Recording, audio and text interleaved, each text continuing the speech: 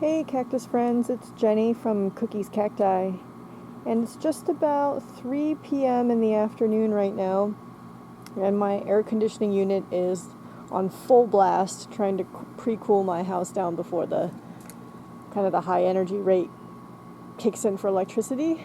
I was actually getting too cold inside, so I came outside for a little bit, and then I noticed that some of my Astrophytum are in bloom.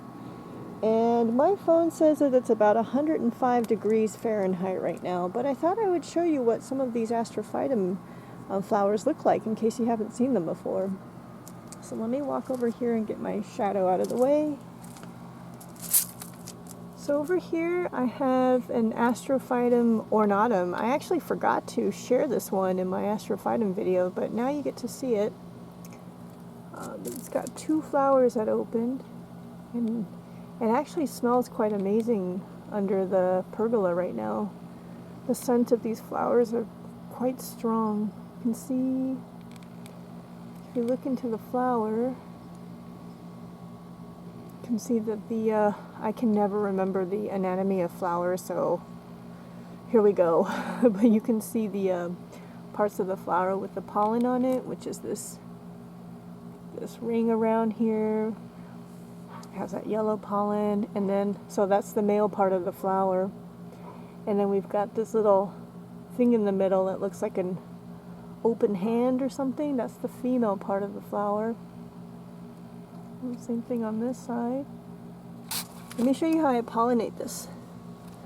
So I have these little paintbrushes lying all over the pergola and in my little shade house with my seedlings and some other plants in there. So I'll just take the brush and brush it through the pollen. I'm not sure if you can see this, but you can see, I don't know if that'll focus. We get some of that pollen onto the brush, and then touch it to the female part of the plant. I'm not really quite sure if that's enough to almost like impregnate the flower or pollinate the flower, but that's what I do. And sometimes I'll mix, if I have multiple plants in bloom, I might put the pollen of one plant into another, and we get a nice surprise of a cross. But I'll just go ahead and do it to themselves. And I believe Astrophytum are self-fertile, because doing this I have gotten fruit from it. Let's see, here's another one that's in bloom. This is the Astrophytum in the gel and ceramics pot that I repotted in my one of my previous videos, and you can see it's still alive. I haven't watered it, and it's got a lot of flowers that opened.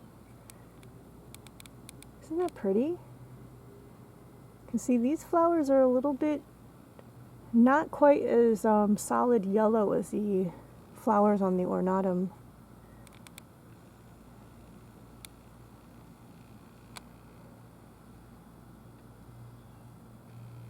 There's probably 6 flowers that are open here, so half a dozen flowers. Isn't that just gorgeous?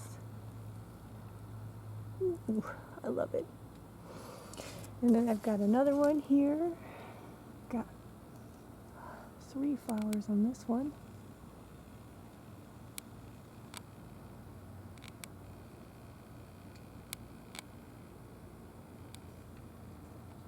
So slightly different yellow color than the other two. I've got this one. Sorry, my shadow's in the way. I think this is the first time that I've seen this one in bloom. But I have really terrible memory, so maybe it's the second time. Let me walk over to the last one. And my last one that's in bloom is this myriostigma. This was my first Astrophytum ever.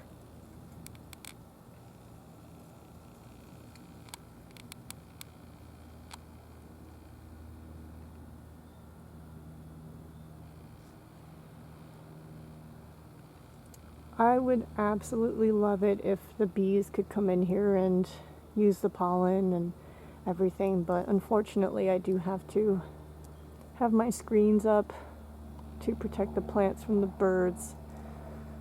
So I'm just gonna have to rely on my paintbrush and do the pollinating myself, but I really wish I could offer this pollen to the bees and the other pollinators. But